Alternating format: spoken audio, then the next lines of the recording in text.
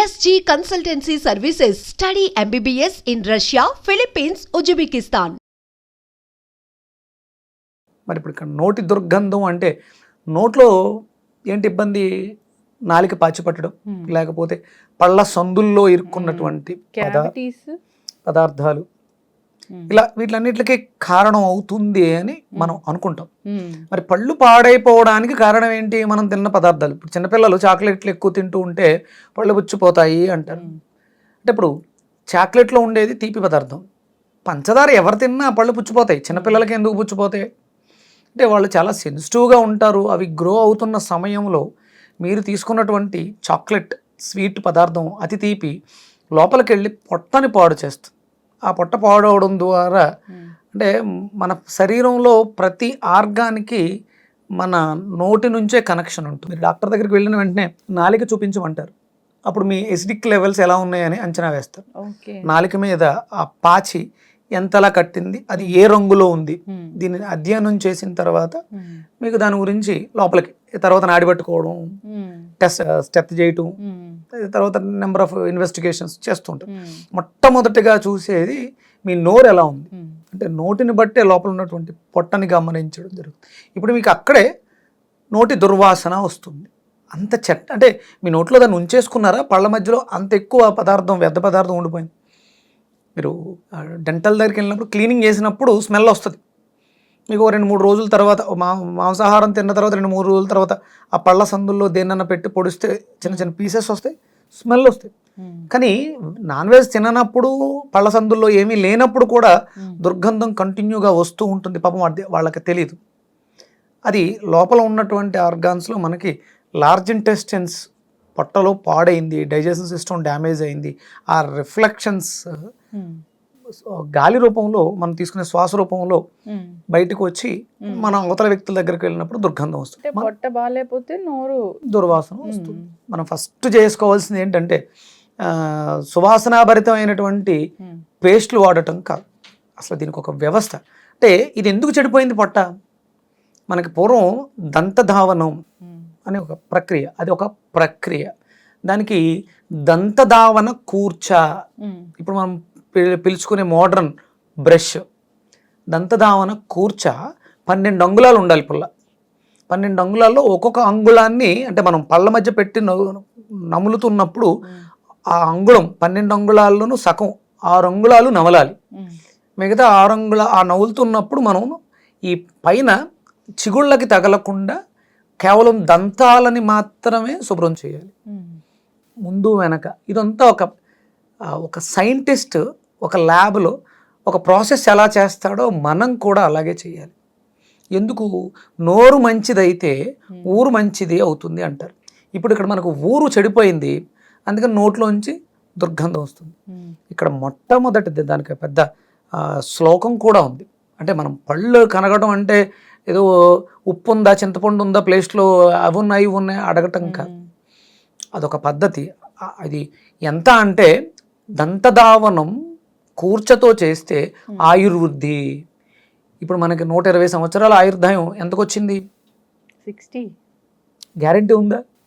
ఆయుర్వేద శాస్త్రంలో అనుదిన ధర్మాలులో మొట్టమొదటి ధర్మం ఏంటంటే దంతధావనం కూర్చుని చెయ్యాలి. అంటే దానికి ఒక పద్ధతి ఉంది. సూర్యోదయానికి పూర్వం అయితే తూర్పుకు తిరిగి చేయాలి. ఒకవేళ కొంచెం ఆలస్యమైంది, సూర్యోదయం జరిగిపోతుంది, ఉత్తరానికి తిరిగి చేయాలి, తూర్పుకు తిరిగి చేయకూడదు. అంటే చాలామంది ఏం చెప్తారు అంటే పళ్ళు తోమేటప్పుడు సూర్యుడికి పళ్ళు లేవు కాబట్టి, ఆయనకి పళ్ళు లేవు కాబట్టి మనం తూర్పుకి తిరిగి పళ్ళు తోముతూ ఉంటే ఆయన ఎక్కిరించినట్టు అంటారు. కానీ గ్రావిటీని అనలైజ్ చేసుకుంటే శక్తి క్షీణత ఉంటుంది కాబట్టి ఉత్తరానికి తిరిగి చెయ్యాలి సందర్భాన్ని బట్టి. అంటే ఇంత శాస్త్రం మన ఆయుర్వేదం కానీ మన ధర్మశాస్త్రాలన్నీ కూడా మనిషి యొక్క అభ్యున్నతి, మనం తీసుకునే మన మనుగడ ఎలా ఉండాలి దాని మీద ఆధారపడుతూ ఇవన్నీ చెప్పడం జరిగింది. ఇప్పుడు అన్నీ ఎవరు పాటిస్తున్నామమ్మా? ఇప్పుడు మనం అంటే కదులుతూ పళ్ళు తోమితే ప్రమాదం, నడవకూడదు. ఎక్కడైతే కూర్చున్నామో అక్కడ ఒక చెంబో బకెట్టో పెట్టుకుని శుభ్రంగా తోమేసి పుక్కిలించేసి 4 గీసేసుకుని లేచి వచ్చేస్తాం. అప్పటి వరకు కదలకూడదు.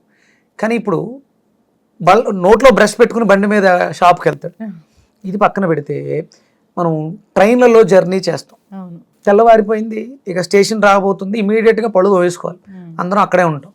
అసలు నడవడమే తప్పు అయినప్పుడు అంత స్పీడ్తో వెళ్తున్నటువంటి ట్రైన్లో పళ్ళు తోమడం ఏంటి? మీరు తోమకపోయినా ఎలాంటి ప్రమాదము లేదు. క్యావిటీస్ ఇబ్బంది పెట్టేస్తాయి, అది నీ నోట్లో ఉంది.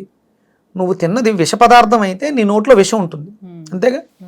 నువ్వు నిన్న నైటు రాత్రి పడుకునేటప్పుడు ఆహారాన్ని భుజించేసి 1 గంట తర్వాత నోటిని శుభ్రంగా పుక్కిలించి తిన్న తర్వాత 1 గంటకి, తిన్న వెంటనే కాదు, తిన్న తర్వాత 1 గంటకి నోటిని శుభ్రంగా మంచినీళ్ళతో పుక్కిలించేసి, ఒరిజినల్గా ఏమని చెప్తారంటే త్రిఫలా చూర్ణంతో నోటిని పుక్కిలించాలి.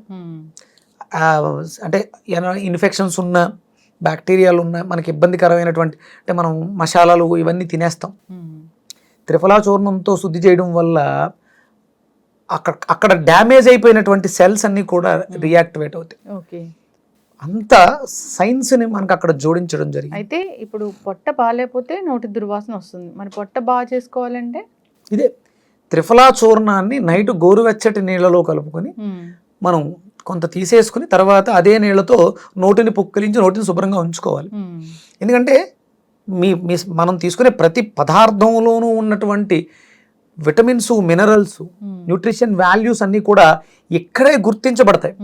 ఇది దాటి లోపలికి వెళ్ళిన తర్వాత ఏదైనా ఒకటే, వాటిని అబ్జర్వ్ చేయాలి అంటే మనకు అందుకనే ఒక ముద్దని 32 సార్లు నమలాలి.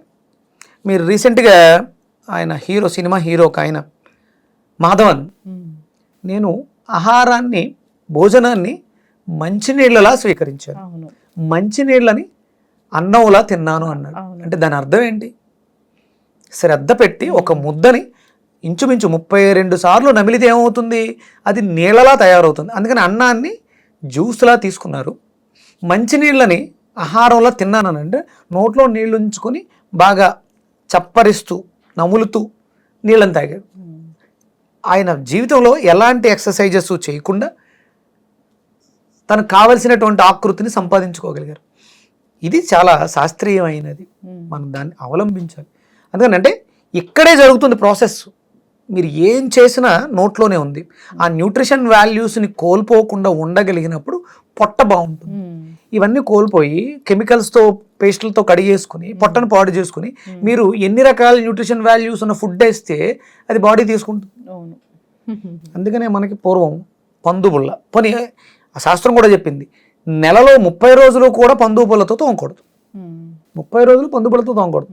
పర్వదినాలలో ఈ చెట్ల యొక్క రాలిన ఆకుల్ని చూర్ణం చేసుకుని, పళ్ళును శుభ్రం చేసుకోవడానికి తయారు చేసుకోబడినటువంటి కూర్చ, బ్రష్ లాంటిది, బ్రషే, దాన్ని మనం నవిలి కుర్చలా తయారు చేసుకుని తోముతాం, పళ్ళకి ఎలాంటి ఇబ్బంది కలగకుండా.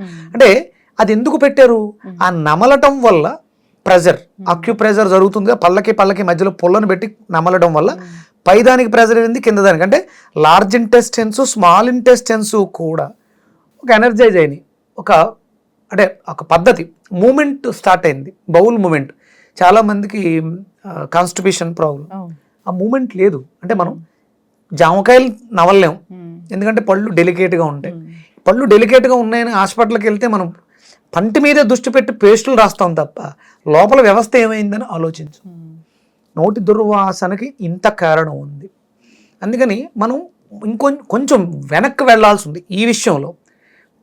సువాసనాభరితమైనటువంటి, అంటే లవంగాల ఫ్లేవర్ తోటి ఉన్నటువంటి పేస్ట్లో, లేకపోతే జాస్మిన్ ఫ్లేవరు, మింట్ ఫ్లేవరు కాదు, వేపాకులతో తయారు చేసినటువంటి పౌడరు, వేప పుల్లు, లేదంటే మనకు పళ్ళు తోముకోవడానికి ఒక్కొక్క చెట్టుకి ఒక్కొక్క క్వాలిటీ ఉంది.